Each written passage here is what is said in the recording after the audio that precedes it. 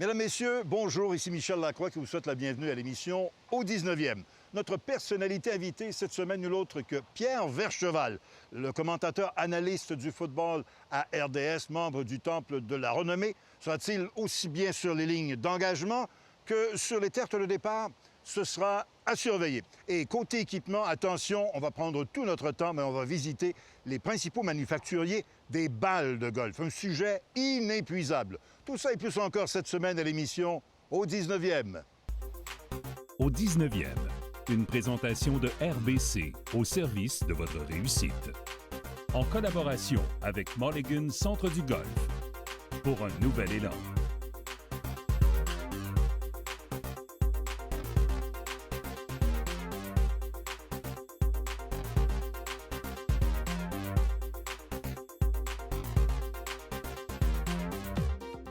La rencontre de la semaine est une présentation du club de golf Atlantide. Plongez dans le monde de l'Atlantide. En compagnie de Pierre Vercheval, analyste au football à RDS, bien évidemment. Pierre, bienvenue au 19e. Oui, merci. Alors, si on parle de ton background, de ton passé golfique, ça ressemble à quoi? Oh, écoute, je peux pas dire que je suis un gros joueur de golf. Non, je vais dire, je suis pas un joueur de golf régulier. Quand même un gros joueur, là, mais blague à part. Non, écoute, ça fait des années que je joue au golf, mais pas de façon constante. Quand j'étais plus jeune, j'ai déjà été junior. Écoute, on remonte à Québec. Moi, j'ai grandi à Québec. J'avais été junior à Cap-Rouge, au club de golf à Cap-Rouge. Passais mes étés, jouais au matin, ça, puis c'était bien le fun. Mais au fil des ans, écoute, tu sais, quand je joue 4, 5, 6 matchs dans un été, c'était un gros été de golf pour moi. Beaucoup des tournois. Pour des bonnes offres, oui, c'est des bonnes causes, c'est le fun, tu rencontres plein de bon monde. Là, fait que, mais je peux pas dire que le golf, là, c'est un sport qui accapare beaucoup de mon temps. Comment tu as eu la piqûre? Est-ce que c'est venu de la famille ou des amis à Cap-Rouge? C'est venu avec des amis. J'allais à l'école secondaire, j'avais des chums de classe qui, eux, jouaient déjà au golf, puis ça avait l'air le fun, puis j'ai embarqué, puis tout ça. Fait que c'était comme ça, de l'influence d'amis. Puis c'est sûr que c'était le début. Puis depuis ce temps-là, je joue. Mais comme je te dis, je ne joue pas de façon régulière. Là, au cours de ta carrière professionnelle de football, est-ce qu'il y avait des bons golfeurs dans l'équipe? Écoute, s'il y avait des bons golfeurs, c'est sûr qu'il y en avait des bons. Si tu me demandais des noms, probablement, je ne serais pas capable de te les sortir tout de suite. Mais tu sais, en général, les gars, c'est des athlètes en partant. Fait que c'est des gens qui s'entraînent, c'est des gens qui sont en condition, c'est des gens qui sont souples, c'est des gens qui ont de la coordination. Fait que tu sais, toutes des qualités que ça te prend pour faire du sport de haut niveau, bien, que tu as besoin au golf. Fait que c'est sûr que... Mais pour les gros joueurs de ligne comme nous autres, c'est sûr qu'on n'a pas toujours la souplesse. Là. Disons que je suis plus un demi-swing ou un quart de swing. Là, Bien, l'important, c'est de frapper la balle au centre. Oui, exactement. Et ça serait quoi? Tu m'as nommé plusieurs qualités sportives. Est-ce qu'il y en a une ou deux que tu retiens que tu peux partir du football et d'amener au golf? Écoute, coordination, la concentration. Le golf, ce qui est intéressant, c'est que tu te bats contre toi-même. Hein? Fait que tu as bien beau chialer contre ton bâton ou contre le terrain, mais ça part de toi. T'sais. Fait que c'est sûr qu'au football, j'ai eu besoin de milliers de répétitions pour développer les talents que j'ai développés et les techniques que j'ai utilisées. Bien, le golf, c'est la même affaire. Puis c'est pour ça que je dis que vu que tu joues 4-5 fois par année, bien là, la progression n'est pas la même. Bien, exactement, tu sais, parce que ça se peut, comme là, je riais parce que je disais que, là, quelques semaines, j'ai joué avec des amis. Écoute, j'ai frappé la balle comme ça faisait longtemps que je ne l'avais pas frappé. C'était droit, c'était le fun. Puis là, je me disais, waouh, tu sais. Mais aujourd'hui, j'essaie de le reproduire, puis ça marche pas. Ça marche pas, tu sais. Tu n'avais pas été capable d'appliquer. Non, exactement. Fait que c'est sûr. Écoute, ça prend de la répétition, là. C'est comme dans n'importe quoi. Mais y a-tu un ou deux points techniques que tu essaies de te remémorer, par exemple, pour la journée d'aujourd'hui? Écoute, vu que je suis quand même assez costaud, je suis pas un gars qui va tourner naturellement. Fait que c'est sûr que même Anthony, le jeune cadet qui est avec moi aujourd'hui, puis des pros par la suite m'ont dit, garde la tête du bâton quand tu te vas par en arrière, essaie de la garder proche du sol le plus longtemps possible. Bon. Ça va t'aider à tourner, tu vas revenir. Fait que, des fois, c'est des petites choses comme ça, parce que c'est tellement complexe, je pourrais pas commencer à essayer de tout changer. Trop penser, c'est trop penser, fait qu'on est prêt à appliquer ça? Oui, écoute, on est prêt. Excellent. Ah, merde. J'ai pas perdu celle-là. Bon. Pierre? Pression de la caméra. Merci pour... Hey, y a-tu du Photoshop à faire? On va s'organiser avec ça. Merci. Merci. Voici notre question piège cette semaine. En 2016, la Canadienne Brooke Henderson a remporté sa première victoire majeure au championnat KPMG sur le circuit de la LPGA. Elle l'a fait en prolongation. Contre qui a-t-elle remporté la victoire? Est-ce que c'est A. Lexi Thompson, B. Lydia Ko ou C. Aria Jutanogarn? La réponse dans quelques instants.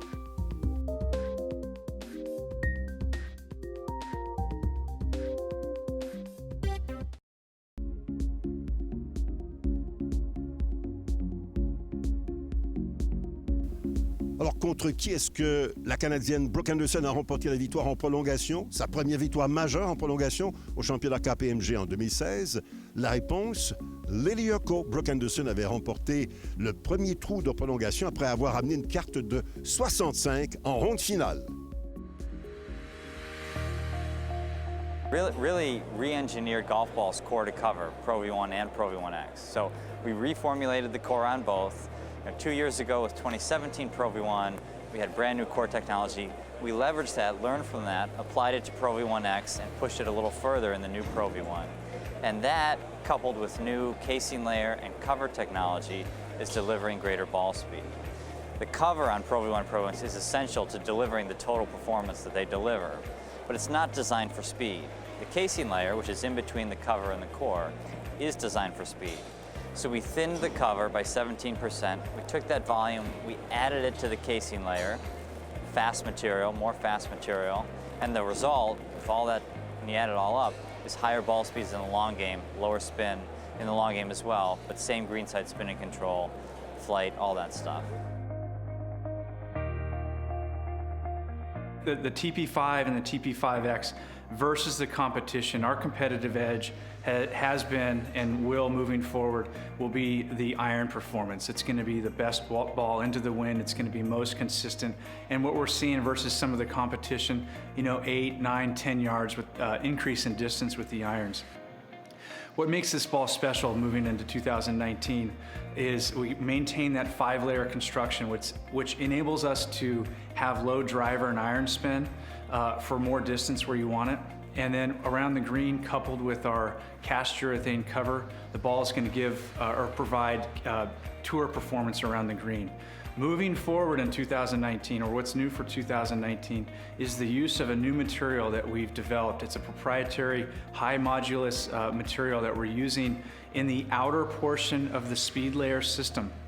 And this material is designed to give players more driver ball speed. We're seeing anywhere between 1 and 2 mile per hour increases in ball speed. And if you were to go back and ask anyone who currently plays the 5 or 5X, is that ball short? No, it was not short. We're only making it longer and even more noticeably longer than some of the competition. So it's the use of this material in that outer portion that increases the ball speed while maintaining the low driver and iron performance. The way the material works, it's a stiffer material, and at impact, this material acts like a stiffer spring. And so when that ball compresses and when it starts to rebound, it's going to rebound with more velocity because of this new, highly resilient material.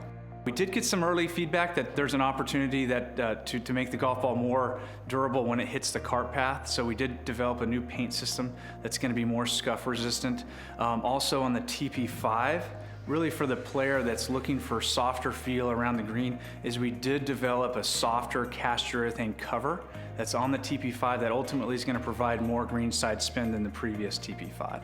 When you look at the player profiles, it seems like there's 2 different types of players out there. One that actually likes the more solid feeling golf ball, or the TP5X, looking to maximize their driver and iron distance, looking for higher launch angles and less spin with their irons. And then a player who really is focused on their ability to control the ball around the green and have soft feel, and that's where the TP5 comes in. So we have a new golf ball we're launching this year. It's called ERC Soft. This is a 3-piece dual core technology. The way it fits in our lineup is it's kind of unique. We still have Chrome Soft and Chrome Soft X as our premium tour level golf balls with our highest technology. ERC Soft is right up there with those. What we did is we took the dual soft fast core from Chrome Soft, made the inner core and the outer core bigger, still use the graphene technology in the outer core, which gives ERC Soft high ball speed and low spin. So this is a fairly soft ball. It's about 65 compression golf ball. When you hit it with full clubs, it's going to really be fast with low spin. We put a hybrid cover over, so we developed our own in-house cover material. So it's higher performance than a lot of the urethane cover materials you'll find on the market these days. It doesn't have the same, I would say, spin that our Chrome Soft or Chrome Soft X have, but around the green, we've kind of targeted a different type of golfer. The type of golfer that maybe likes to get the ball up a little quicker and kind of landing more softly on the green. So it's the type of golfer that doesn't necessarily want the ball to suck back and check up on the green. So dual soft S core, hybrid cover, and then when somebody's on the green, we put a new technology on the golf ball called triple track technology. I don't know if you can see it. So triple track is a putting alignment technology that's based on a scientific principle called hyperacuity. So what that means in simple terms is your eye's ability to align objects. It does a very good job with parallel lines. In particular, this configuration where you have a little bit thicker center line and two thinner flanking lines with a color contrast. So those three on a golf ball, you can picture it like an aircraft carrier, has three lines on it, so when planes come in, they can identify the direction to land. So these three lines together allow you to line up the golf ball more consistently. Our internal testing with a wide variety of golfers found that we were 12% more consistent with alignment relative to a standard side stamp and 11% more accurate to alignment.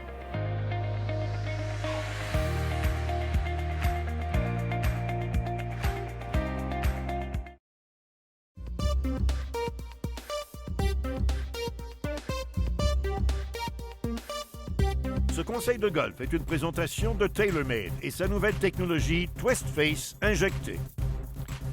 Qui ne rêve pas d'exécuter le fameux coup levé, le flop à la Phil Mickelson, dans une situation délicate autour du verre, où la balle lèvera doucement dans le ciel pour atterrir près du fanion? Ou encore le fameux Stinger à la Tiger Woods, où la balle partira basse et puissante et on aura l'impression qu'elle fendra le ciel. Certes, ce sont deux coups spectaculaires. Ils sont à haut risque et ils demandent un bon niveau d'habileté. Mais je suis persuadé qu'avec la bonne technique et un peu d'entraînement, vous allez réussir à mettre ces deux coups dans votre sac. Voici les trois aspects importants pour réussir un bon Stinger. Une balle qui partira basse et qui fera fi du vent. Premièrement, votre balle devrait être positionnée au centre de vos pieds. C'est plutôt le haut de votre corps, votre boutonnière qui va être un petit peu plus vers l'avant de la balle. Vous allez avoir certainement plus de poids sur votre jambe avant. Ensuite, au moment de l'impact, assurez-vous que vos mains sont bien en avant de votre balle, mais aussi vos mains sont bien en avant de la tige. Donc, votre tige est inclinée vers l'avant. Et 3, après l'impact, vos bras vont finir en extension et relativement bas. Donc, 1, balle au centre de vos pieds, boutonnière vers l'avant. 2, à l'impact, main en avant de la balle et de la tige. Et 3, extension de vos bras et fouettez la balle tout en finissant bas. La balle partira définitivement plus basse et fera un bon bout de chemin en direction de la cible. La prochaine fois que vous jouez dans des situations venteuses, mettez en pratique ces trois aspects. Et vous aussi, vous allez réussir des coups spectaculaires, des stingers à la Tiger.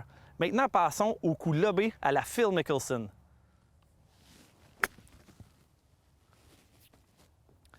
L'utilisation de ce coup est souvent requise en bordure du verre, souvent pour passer au-dessus d'une trappe de sable ou lorsque le fanion est près de la frise et qu'on n'a pas grande surface pour arrêter la balle. Bien entendu, vous pouvez jouer plus prudemment, c'est-à-dire viser un petit peu plus à gauche ou à droite pour limiter les dégâts. Car ce genre de coup-là requiert de la confiance et surtout une bonne technique. Et c'est cette technique-là qui vous apportera la confiance. Voici les points importants à considérer pour exécuter ce genre de coup. L'utilisation d'un bâton d'un angle de 58 degrés minimum. Souvent, on va utiliser un 60 degrés et même un 62 degrés. Il est important de vérifier que votre balle repose bien au sol. On va entendre souvent dire « Est-ce que tu as un bon lie? » Donc, cette expression-là veut dire que la balle repose bien au sol. Ensuite, il est important d'ouvrir notre face de bâton. Lorsque je tiens mon bâton droit, mon bâton est dans un angle midi 6 heures. Tournez votre bâton jusqu'à un angle de 45 degrés pour être certain qu'il est bien ouvert. Donc, faites juste tourner le bâton dans vos mains. Allez aligner votre face de bâton face à la cible ou légèrement à droite de celle-ci. Automatiquement, vos pieds, eux, vont s'aligner beaucoup plus naturellement vers la gauche de la cible. Vos pieds sont en position relativement large et vous pouvez abaisser la tige de votre bâton un peu pour être plus près du sol. Maintenant, voici un bon exercice à faire à partir de cette position. Prenez votre bâton juste avec votre bras arrière. Faites quelques coups de pratique en armant bien les mains sur la monte arrière. Essayez qu'à l'impact, la tête de bâton passe plus vite que les mains. La tête de bâton va toucher légèrement le sol, tout en balayant le gazon. À la fin du geste, votre club est haut, près de votre épaule, et vous êtes tourné face à la cible. Ce qui est important, c'est que votre tête de bâton touche le sol avec une face de club en position ouverte. C'est le bounce de votre tête de bâton qui va glisser sous la balle et celle-ci s'élèvera dans le ciel. Ayez l'impression, lorsque vous exécutez ce coup, que c'est votre main droite qui prend le contrôle du mouvement. Je ne veux surtout pas vous voir essayer de soulever, relever la balle avec votre corps. Je sais que c'est 2 coups délicats qu'on vient de voir, mais qui sont tellement le fun à jouer. Je vous recommande de passer un peu de temps au champ de pratique, aller chercher des sensations et des impressions, du feedback sur ces coups-là, et je peux vous garantir que lors de vos prochaines parties, si vous mettez ces coups en pratique, vous allez sauver quelques coups. Amusez-vous bien et bon golf!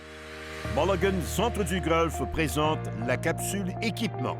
Mulligan Centre du Golf pour un nouvel élan.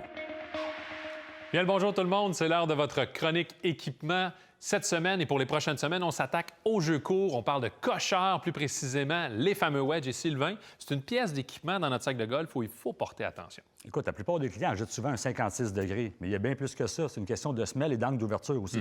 L'important, c'est d'avoir un écart qui est constant entre chacun de nos wedges. On commence chez TaylorMade. Oui, les cocheurs Mill de Grind High-Toe ont connu un énorme succès l'année dernière. On a décidé d'élargir la famille et d'offrir un maximum de possibilités allant de 50 degrés jusqu'à 64 degrés. Oui, parce que l'année dernière, les possibilités étaient de 58, 60 et 64 degrés seulement. C'est bien ça. Et selon l'angle choisi, la semelle est différente pour répondre aux besoins de chaque cocheur. Si vous n'êtes pas friand du look, il y a toujours les cocheurs Mill Grind du côté de TaylorMade. Un look classique offert en 3 couleurs, chrome, noir mat et bronze antique. Maintenant, du côté de Callaway, 2e génération pour les cocheurs McDaddy 4, PM Grind, PM pour Phil Mickelson. Oui, les ingénieurs ont travaillé avec le célèbre golfeur gaucher pour parfaire un modèle déjà unique en son genre. 2 modifications importantes. La première, au niveau des micro-raineux, elles sont usinées avec un angle de 20 degrés pour créer un maximum d'effet rétro. L'idée, c'est d'avoir dessiné les rainures dans le même axe que la tête de votre cocheur emprunte dans la zone d'impact. Alors, belle nouveauté.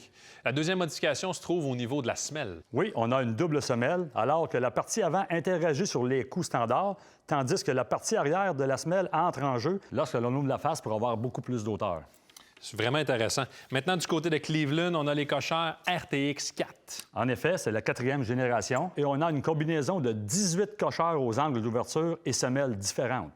La technologie Rotex est un procédé d'usinage qui permet de produire plusieurs types de rainures très précises pour un maximum d'effet rétro. C'est vraiment l'objectif du côté des ingénieurs à ce niveau. On cherche des façons de faire pour que la surface soit plus efficace et qu'elle procure un maximum de sensations. Et c'est le défi au niveau des cocheurs et Cobra le fait à sa façon. On propose le nouveau cocheur King Mim, où la tête a été usinée par injection. Ce processus est déjà utilisé dans d'autres domaines où l'on fait des pièces complexes. Donc, on obtient un produit mieux conçu, plus précis et qui procure des sensations plus douces. Alors, objectif réussi de ce côté. Sylvain, on ne peut pas parler de cocheur sans parler évidemment du légendaire Bob Vokey. Titleist propose encore une fois cette année les cocheurs SM7.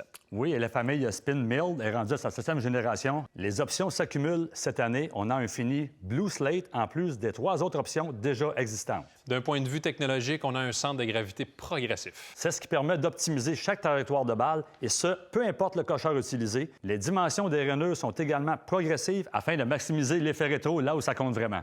Merci Sylvain pour ces infos. Et ça me fait plaisir. On se dirige la semaine prochaine sur le verre et on parle des nouveautés au niveau des fers droits 2019.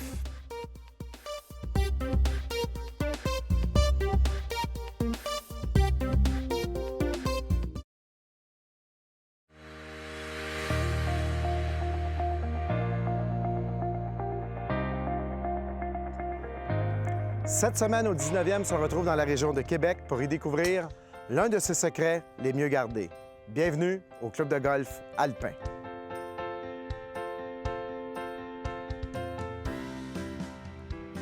En compagnie de Jean-François Côte, directeur général et professionnel de golf ici même au Club d'Alpin. Bienvenue à l'émission. Merci beaucoup.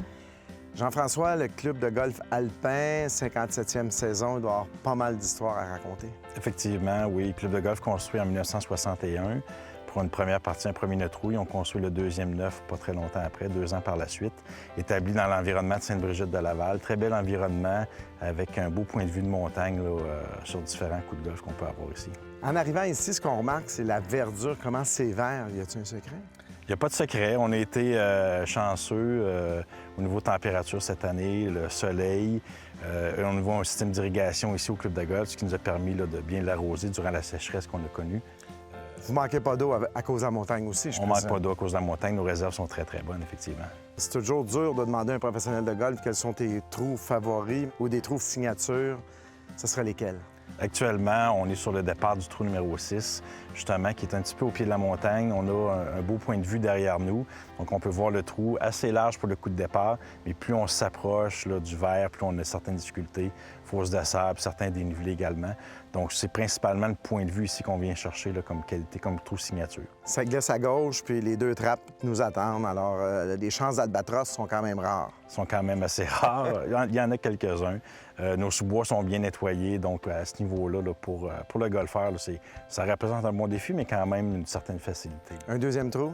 Un deuxième trou, il y a le trou numéro 13, qui est encore plus au pied de la montagne, là, qui nous offre encore une fois un superbe point de vue. Là.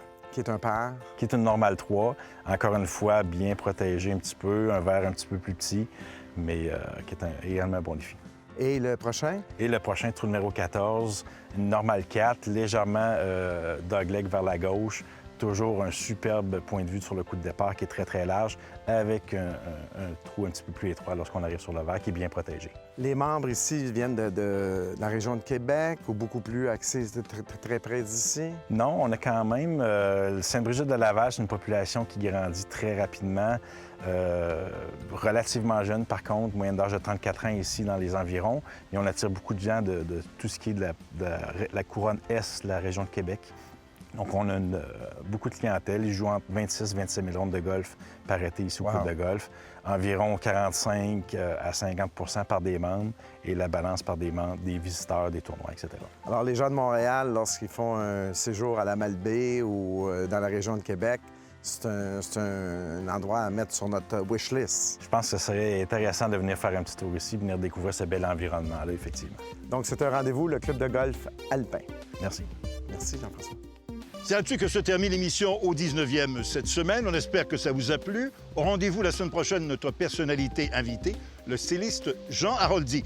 Et on va également revenir sur le sommet du golf qui s'est déroulé à Beaumont et qui réunissait les principaux intervenants du monde du golf au Québec.